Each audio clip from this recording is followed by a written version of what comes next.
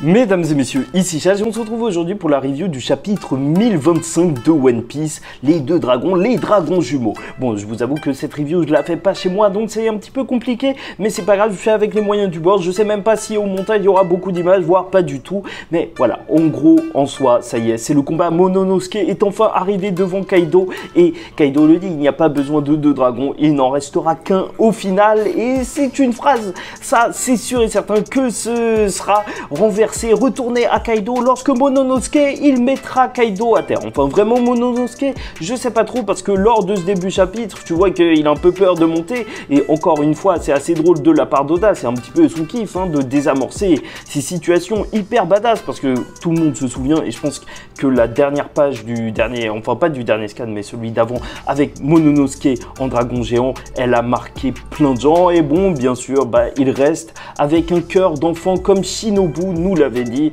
et c'est pour ça qu'il va avoir quand même un peu de mal, il fallait s'y attendre, il va monter les yeux fermés et déjà je trouve ça très intéressant parce que même s'il passe par les autres étages, en vrai ça va remotiver énormément les troupes, déjà de voir Luffy et surtout de voir un autre dragon à leur côté et en plus faut pas se mentir, ce gros dragon, je pense que ça fait flipper un petit peu tout le monde et que tout le monde doit se dire que c'est une véritable dinguerie. Tout le monde est choqué sauf Marco. Franchement, Marco, c'est celui qui a été incroyable lors de cette guerre. À chaque fois, il est choqué par rien, il est là, il est bien, tu vois, lui, il se bat comme ça. Tu sais même pas ce qu'il fait vraiment là. Comment ça se fait qu'il est en train de sourire alors qu'il est en train de se passer ça?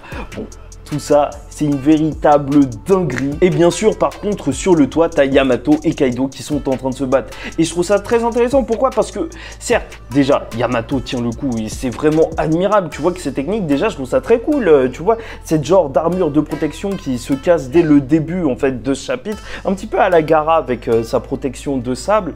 Tu vois que Yamato, elle tient vraiment le coup et en plus Kaido il dit oui, en fait il remet en cause sa légitimité et c'est ça que je trouve vraiment au cœur de ce chapitre, c'est la question de légitimité parce que à la fois t'as Mononosuke qui voilà certes est devenu grand mais qui a quand même un petit peu peur, est-ce que ça peut vraiment être lui le chef qui va libérer Wano et t'as la fille de Kaido qui se prend pour Oden qui elle se bat pour les samouraïs, tu vois que Kaido il lui lance des piques, est-ce que tu crois vraiment que tu peux te battre pour eux et tout alors que en vrai, toi t'es personne, les gens qui t'ont aidé, ils sont déjà morts parce que voilà, ils ont été exécutés. Là, on a un petit peu l'explication, même si on voit pas les trois, donc ça se trouve qu'il en reste quelques-uns, dont le père de Zoro, peut-être, pourquoi pas.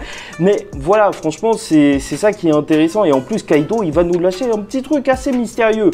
Oui et tout, tu crois vraiment qu'ils vont accepter la fille d'un démon, enfin le fils d'un démon, et tu vois que franchement, est-ce qu'il transposerait pas, et c'est ça le plus intéressant, sa situation avec celle de Yamato, parce que c'est vrai que Kaido pour l'instant on ne sait toujours pas, on n'a pas eu la confirmation si c'était un humain ou non, parce que certes on sait qu'il a mangé le fruit du dragon, mais c'est possible que ce soit un Oni de base, tu vois, la race d'Oz, parce que tu vois qu'il a des cornes et tout, et qu'il est un petit peu plus grand que la moyenne, je pense qu'on peut le dire un petit peu sans problème. Donc, est-ce qu'il ferait partie de cette race et que lui, en fait, il transposerait son histoire et qu'il se dirait qu'il n'avait pas été accepté?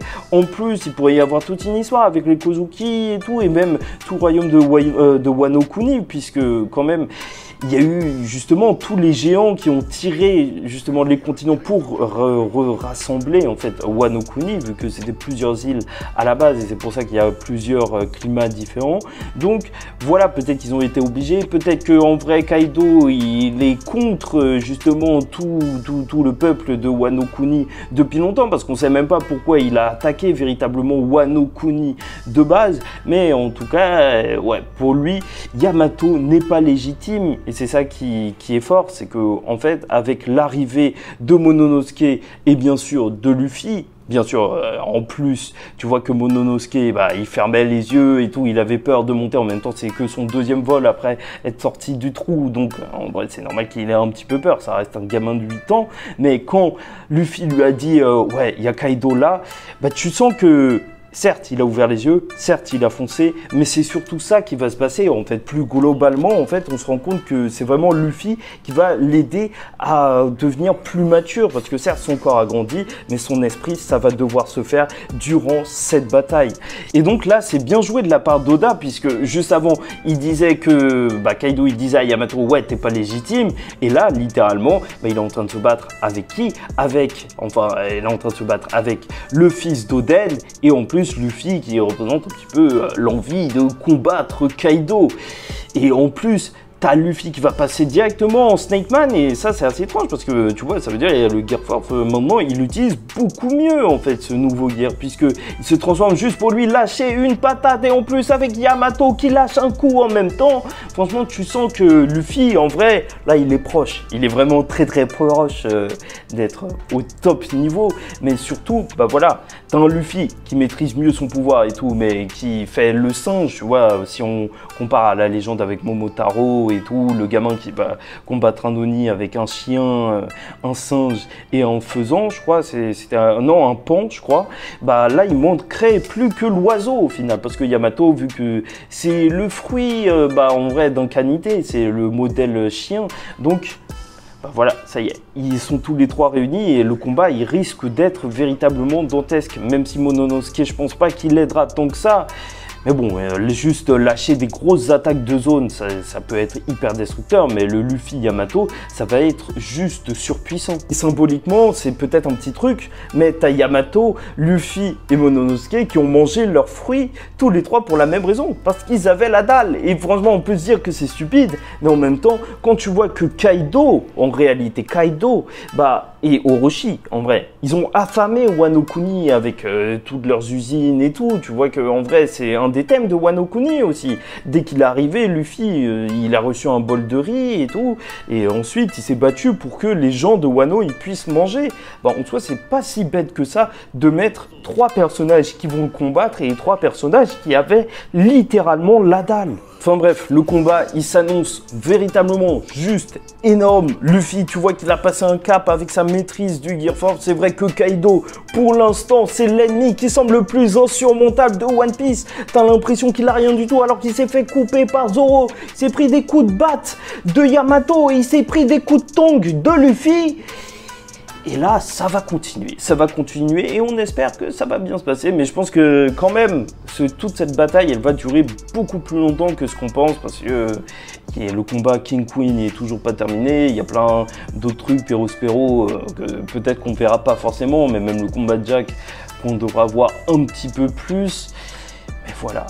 En plus, oui, j'ai oublié de parler de la page de couverture, mais bien sûr, il y a le Usopp qui ment et tout. Très drôle, mais c'est vrai qu'au dernier chapitre, il avait dit... les gens pensaient qu'il avait le haki des rois et tout. Est-ce que c'est un mensonge qui deviendrait réalité? Peut-être, franchement, ce serait incroyable si Oda, il nous faisait de Usopp, à la fin de One Piece, le personnage le plus puissant du game. Ça, je trouverais ça juste énorme. Et aussi, concernant la page qu'on voit enfin entièrement en couleur, on voit Ace et Sabo, et rien que ça ravive des émotions. Et on espère que ce combat contre Kaido va nous raconter encore plein de choses comme ça et qu'on va les ressentir aussi, les émotions, lors de ce combat.